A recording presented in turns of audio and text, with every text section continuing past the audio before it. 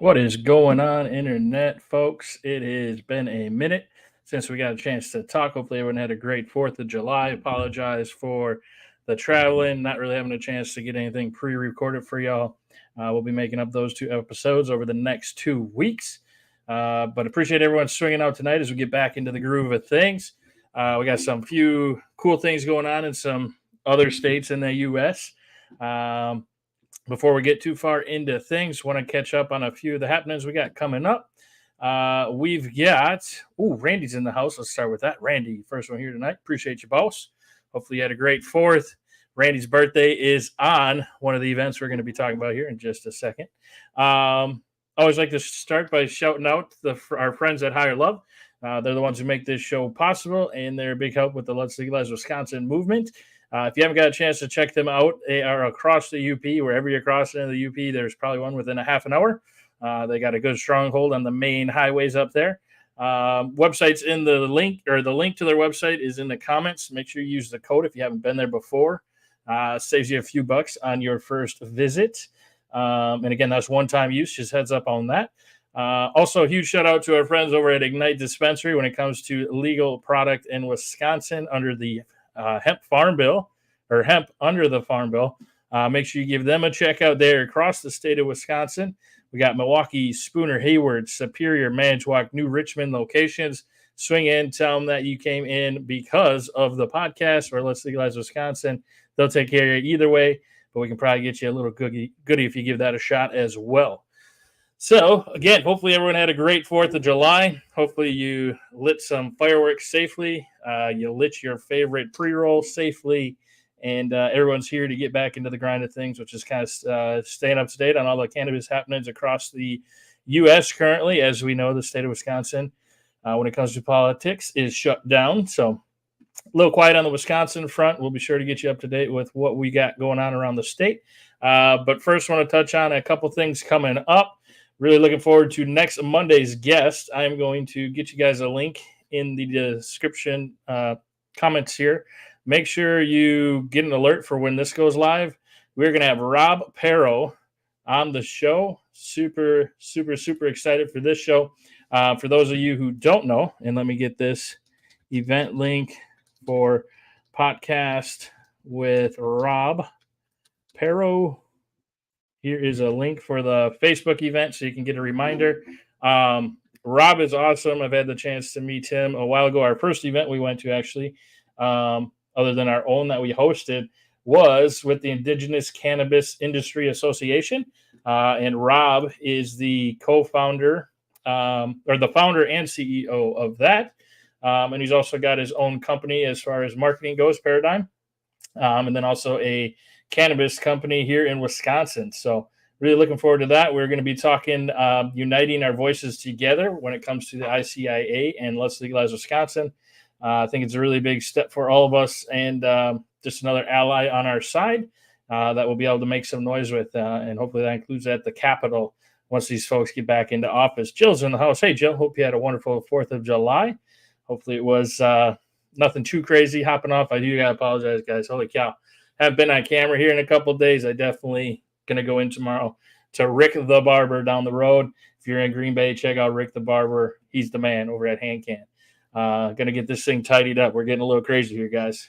Got to get that cleaned up.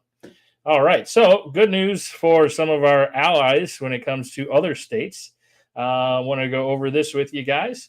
We've got new. So DeSantis must have had a rough weekend because, again, the governor in Florida who has very smoker takes on cannabis as our own Robin Vos, which is kind of absurd, I guess would be how I would describe their takes. Smoking in 20 joints in every classroom in elementary schools, all this kind of stuff. One of those guys. But good news for the folks down there who have been fighting this battle. New Florida poll shows marijuana legalization ballot measure is winning. As the campaign releases 2 new ads. The last we touched base on where the numbers were a couple weeks ago, and it was pretty divided. So looking forward to seeing what we got for an update here. Looks like we've got, this is from an article on marijuanamoments.com, or .net, apologize. New poll obtained by Florida journalists this week shows that the marijuana legalization measure on the state's ballot has a comfortable margin of support to pass in November. Meanwhile, the campaign behind the initiative released a pair of new radio ads as part of its ongoing effort to build support for their proposal. Great to hear. It looks like right now they're sitting at about 60% of the votes they figure to be for legalization. It looks like they will need to hit 60. They need to hit 60 to pass, and they're at about more than 64%, showing support. That is in 1,000 respondents in a 3-day window. Obviously, there's a margin of error in that, so can't say for sure, but the poll found that 100% of voters aged 18 to 29 say they support cannabis legalization. That is crazy awesome. Javin's in the house. What's up, my man? Got your shirt ready to rock and roll. We've got a couple orders that came through over the weekend as we're playing catch up. Javin, anything we got going on, Javin, you got to watch that man. He wins. He wins the competitions, folks. We got to have another competition. It's been a minute. Holy cow. March Madness was our last. Whoa, we're slacking. We got to get something up and running so Javin can win something else. You don't mess around. So the campaign is Smart and Safe Florida. But again, 100% of the voters age 18 and 29. That's awesome. That's great to hear. Hopefully we got similar numbers here in Wisconsin. And again, it's about educating, in my opinion, some of the older folks, or the, what's a better word for that? More wise folks who have a few more years on their birthday. No, the folks a little older than us. Those are who we need to educate, I think. Oh, God, I killed that. No wonder they don't like us. I just killed that. So moving along. It looks like they did another survey back in May. They're at 58%. And again, it has to be 60 or more. So looks like the numbers are increasing. Hopefully that is because they're able to be getting supports and getting the word out there. Again, I think a lot of when we start looking at people who are against legalization, I think it's all about education. They're still fearful of, what they heard back in the day or this kind of thing, the reefer madness, that kind of stuff. So hopefully this means things are going as planned as far as trying to get their message out and letting the Floridians know what cannabis is about and why this is an important vote. So again, kudos to them. Hopefully we'll be able to figure out a way to get something similar done here in Wisconsin. It blows my mind that, again, we can't have a ballot initiative, but Florida couldn't either. They went to the state Supreme Court. Got all ears to the ground. We're trying to figure out anything we can. If there's any movement on that, we'll definitely let you know. But we got to keep an eye on our allies across the states. We got to be learning from each other, helping each other. And it's just great to see, in my opinion. Javin says they have tons of dispensaries in Florida already, as they have medicinal. That's where Wisconsin needs to start too. I agree with you there, man. I think every state has started medicinal first. So I definitely think that is not out of the realm of understanding. And I would definitely be for that. Again, it's just got to be a good medical bill with some access, not the 4 state-run dispensaries like we were proposed here a few months ago. So good for them. Let's see if there's any more comments that they had in the article here. It looks like in May, there was a CEO of a top marijuana company that pushed back against surveys showing the measure losing, claiming internal polling shows it's ahead by a comfortable margin. So he was happy to see these new numbers. I wouldn't be surprised, again, when it comes to the game of politics with cannabis. And it's sad, but I wouldn't be surprised, unfortunately. But yeah, the new radio ads came out, so hopefully that's going to push them out even more. There's an ad. It starts out with nearly 250 years ago, our nation declared our independence. Now it's time for us to declare our independence from laws that demand jail time for simply having or consuming marijuana. Amen. Perfect. Short, sweet, and to the point. Our system of treating adults who consume marijuana as criminals is madness. Join me, John Morgan, in supporting our own Declaration of Independence and vote for the people and vote yes on Amendment 3. I like it. That's pretty clean, to the point. Touching on independence, because that's what both sides of the aisle like to preach, but especially the Republican side. The hands-off government, like that used to be their take, or so they claim. But when it comes to cannabis, but alcohol, you can have as much as you want. So I think we got to keep continuing to call them out on the nonsense and It's got to happen, folks. It's going to happen. So we'll keep an eye on that, and we'll see how things are shaking out in Florida. But again, this is a good update. A lot of the polls we were seeing, whether those are legit or not, we're not showing them hitting that 60% mark, and that appears to be now. So keep it up over there in Florida. We'll be rooting for you guys. Once you guys legalize down there, come on up here and help us out. How about that? We'll help you in the meantime. Actually, I don't know if I want to go to Florida. It is hot. It is muggy. I'm a Wisconsin fall guy. I don't know about you guys, but fall is my jam, not Florida summers. But I'll put up with it for a few months. I'll go down and do some help, get some signatures, whatever it takes. We'll get them votes. All right. Speaking of other states, Arkansas activists submit signatures to put medical marijuana expansion initiative on November ballot. Good to see another state fighting the good fight. And it looks like the Arkansas activists say they have turned in more than enough signatures to put a measure on the November ballot that would significantly expand the state's medical marijuana program and also make it so the state would automatically legalize recreational cannabis if the federal government enacts the broader reform. Interesting to take. Hey, Jill. Hope your 4th was well. Appreciate you swinging out. So on Friday, Arkansans for patient access submitted 111,000 signatures for the cannabis initiative that were collected across 62 counties. They only needed 90,000, but they need to be verified valid signatures. So those will be running through its course to verify that the signatures are legit. And it's got to be from across 50 counties. So they hit 62, and they've got a padding of about 20,000 signatures. So hopefully those all check out. I can't imagine what that process is like. Do you know when you're verifying signatures, I could see saying, okay, that person put their name and address. They don't show they live there. That to me would be an easy catch, but they can't actually go through and check all signatures against signed checks or anything, right? I don't know. I wonder how deep they get into that. Oh, that's not their signature. That vote don't count. I don't know. I'd be interested to see what the verifying of signatures entails. But that's just my own curiosity. Sometimes, curiosity killed the cat. So we'll see. Hopefully it extends their movement here. It looks like the proposal is principally aimed at building upon the state's existing medical cannabis program, which was created under an earlier voter-approved measure. Basically, they'd be making it so that healthcare professionals could issue recommendations to patients for any condition they see fit and letting patients grow their own marijuana at home. Hello. That's awesome. I like that. I wonder sounds like they must have pretty strict guidelines right now and not including growing at home. We'll see if they have that in here. But yeah, nurse practitioners, physician assistants, pharmacists, and doctors would be added to the list of professionals who could make those recommendations. Oh boy.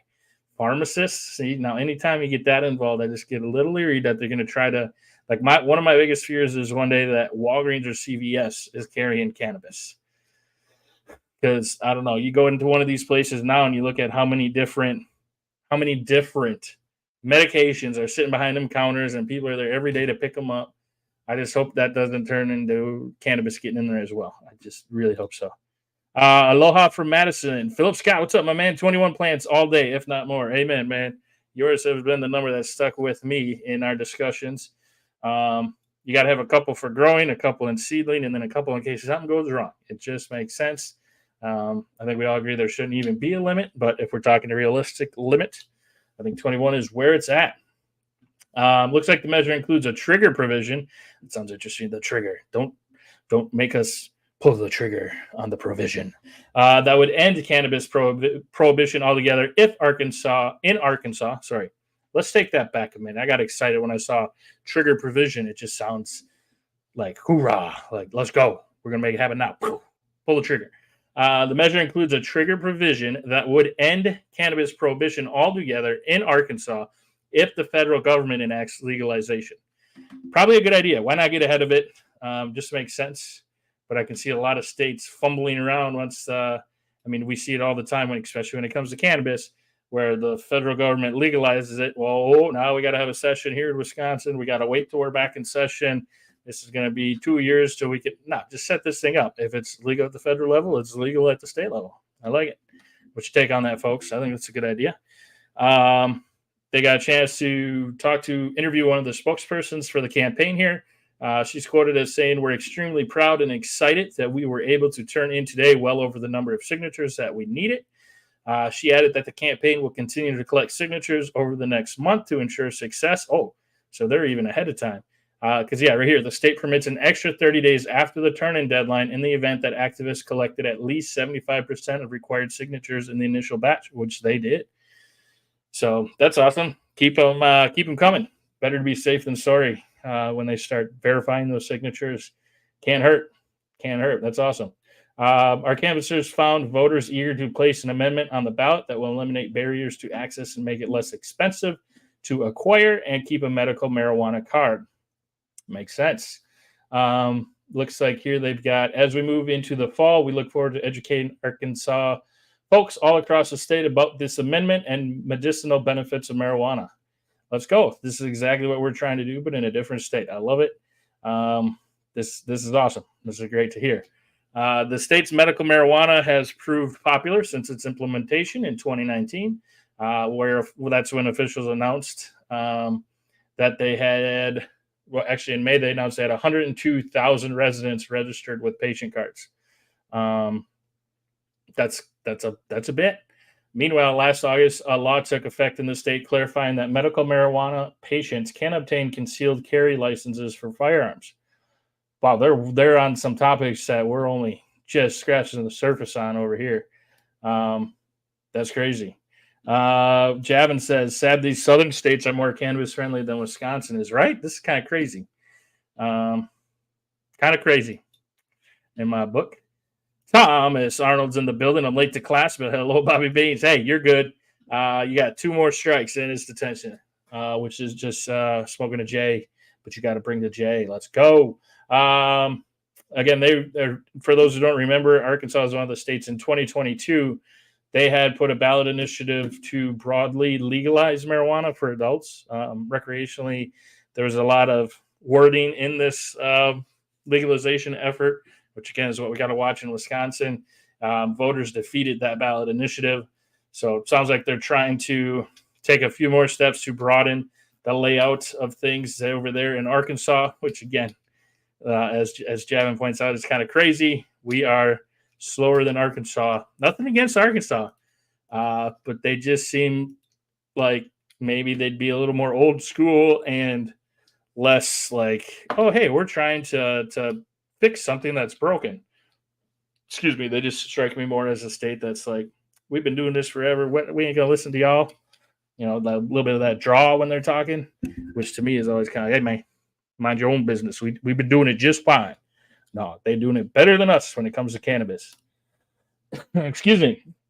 All right. We've got social workers in the news. What? Social workers? They got to be against cannabis, right? Because the Republicans say it's so bad. Social workers push Biden to fully decriminalize marijuana and under federal law, not just reschedule it. Amen. That's what's up. To me, if you're a true cannabis advocate, Mr. President, like you say you are, let's be real with this. It deserves to be declassified. This was neat, though. It looks like they have 150 social workers that have signed onto a letter urging President Joe Biden, again, 150 social workers. That's pretty impressive. To fully remove marijuana from the Controlled Substance Act, arguing that despite the administration's proposal to downgrade from Schedule 1 to Schedule 3, which hopefully that is still happening, politics in the U.S., nobody knows. There's nevertheless a critical need for decriminalization. So they went on here to describe a little more, and obviously they're going to have a pretty good understanding of when it comes to the effects that cannabis has on families. And, well, let's just take their quote here. It says, "The criminalization of marijuana has torn apart families with overwhelmingly desperate impact in communities of color," says the letter sent to the president. If marijuana remains scheduled under the CSA, the individual and collective suffering caused by prohibition will continue growing. Exactly. Just like Peter Swan says right here, deschedule or bust. That's right. Deschedule or bust. I agree. The criminalization of marijuana The letter points out that under current law, people convicted of drug offenses can lose public benefits, including welfare aid under the Supplemental Nutrition Assistance Program, as well as access to housing.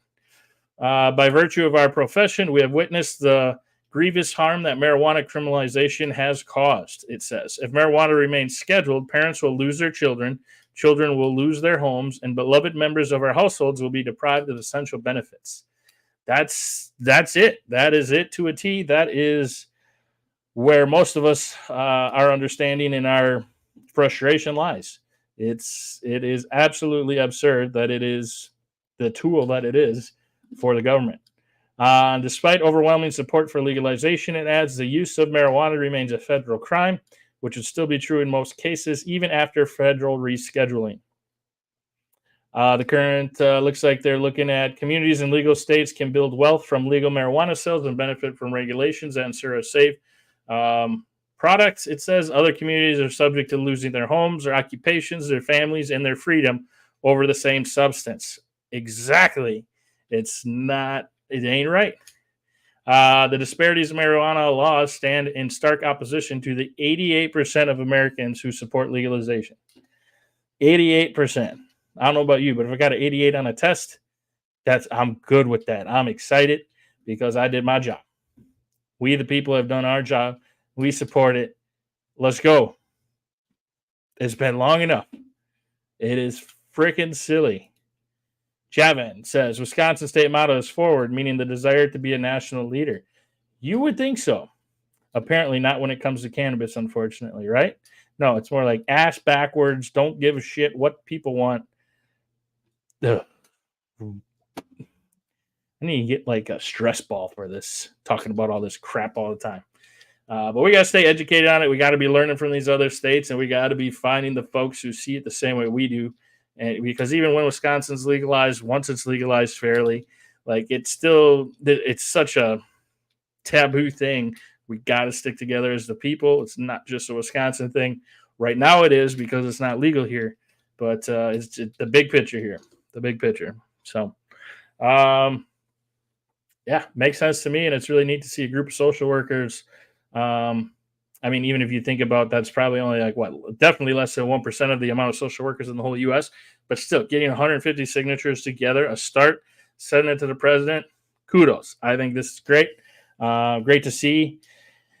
We got to just keep bringing them the numbers and the education. That's what it's about. So kudos to these guys for getting it together.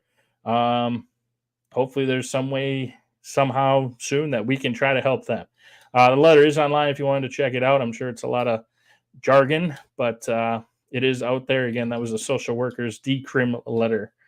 Just like Jeremiah said, the politicians need to hear from all of us. Amen, brother. That is correct. All of us, social workers, teachers, doctors, constituents, families. It's unbelievable, but we can't give up. That's what they're hoping we do. All right. Well, speaking of legalization, pretty neat to see over in North Carolina, tribal members in the Cherokee are now legally allowed to buy recreational marijuana with the requirement that must only be used on the Qualla boundary. See what this is about here.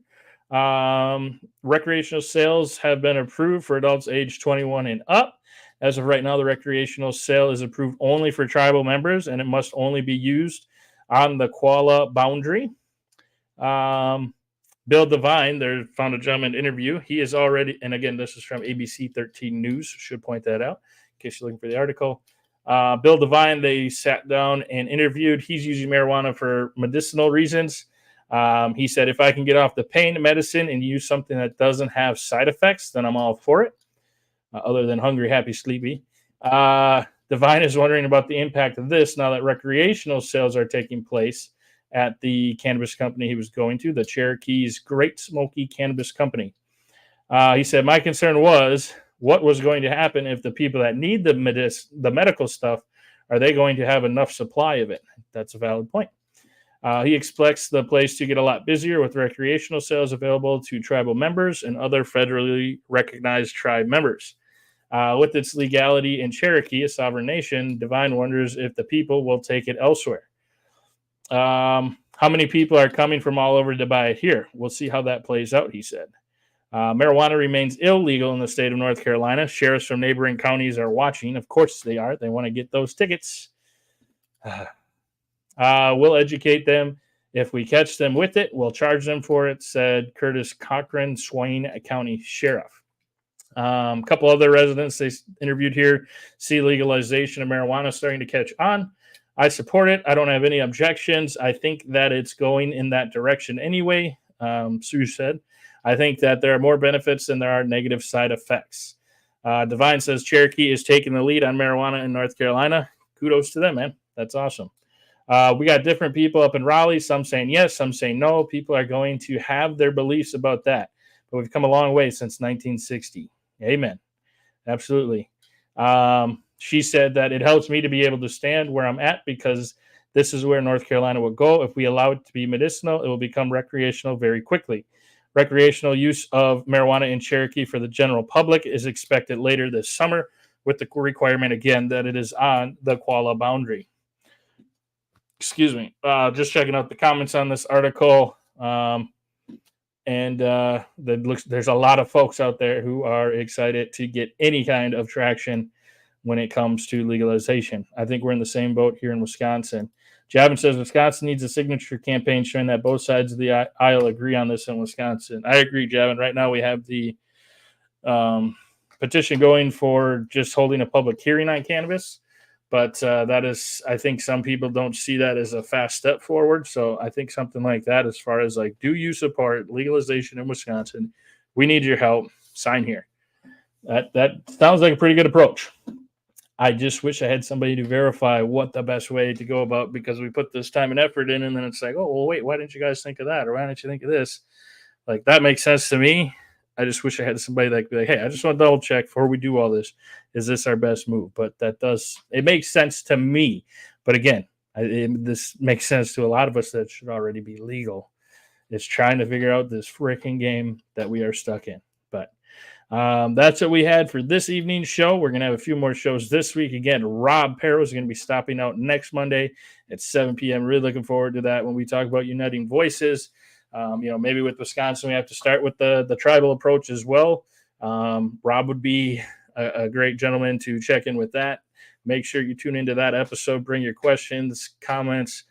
Get excited, folks. This is it's a big group that Rob represents. So look forward to seeing how we can work together and keep making noise. So hope everyone has a great night. We will catch you again on Wednesday. And you drown them with signatures. Exactly. All right, everybody. Have a great evening. We'll catch you again on Wednesday's episode. Have a great night.